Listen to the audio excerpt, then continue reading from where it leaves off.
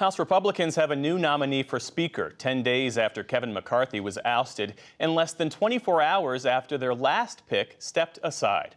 Ohio Congressman Jim Jordan got enough votes in the behind-closed-doors meeting of the GOP conference, but it's still unclear if he can get the 217 votes necessary to win on the House floor. NewsHour congressional correspondent Lisa Desjardins joins us from the Capitol with the latest. So, Lisa, what happened? What happened now that Jim Jordan is the nominee when just a couple of days ago it was Steve Scalise who beat Jim Jordan for the Republican nomination? Jeff, you are forgiven. So are all of our viewers if this feels like deja vu. This is where we're at because candidate collapsed last night. Candidacy collapsed on that perilous hill that is the Republican Party. And now another has risen to attempt to climb that hill. It's Jim Jordan of Ohio. Now, a lot of viewers are familiar with him.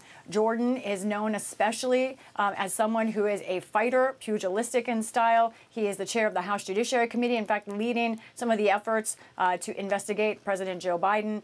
He's also someone who's a former champion wrestler. But what's important about him is he's someone who's very popular with the base. He is an ally of Donald Trump. Now, what was surprising today, Jeff, is that he did have a challenger, someone that no one expected, including the challenger himself. That was Austin Scott of Georgia. His name may not be familiar to everyone. He has been here since 2011. He says he woke up this morning and didn't think he would run for Speaker, but as a McCarthy ally, he wanted to give others an option. His exact strategy is still a little bit confusing, but I want to talk about the math here because the real point is, can Jim Jordan become Speaker? Let's look at how these votes went down today. First, Jim Jordan versus Austin Scott. There you go. Jim Jordan got 124 votes. Austin Scott got somewhere in the 81. So you could see Austin Scott hadn't even announced until today, able to get 81 votes. Then there was a second ballot.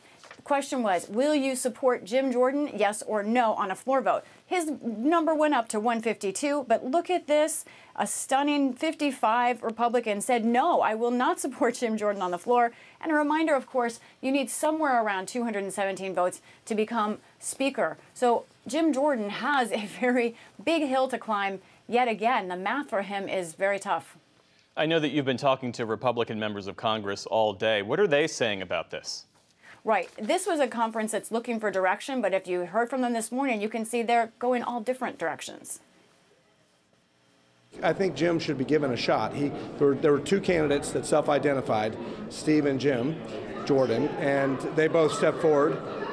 If he can get to 217, he should be given the opportunity to try to get there. I'm back with Kevin McCarthy. Since he, out of all of the folks that have thrown their hat in the ring, he is head and shoulders above the rest in the majority that he's able to put together. Just like never Trump, never Kevin, never anyone, just isn't a good way to go. So I'm for working out those issues and seeing if we can move forward. If someone gets the majority of the votes, my expectation would be everyone in the party should realize that there's a national security imperative here to fill this seat, put aside your political and personal differences, and get on board for the big win.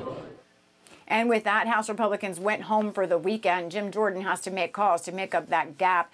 He does have a long way to go. A vote for Speaker could happen on the House floor on Monday. And the theory is his team wants to try out a vote on the floor to see what happens. Why did they leave? We asked Speaker Pro Tem Patrick McHenry was asked about it, and he just only said one thing.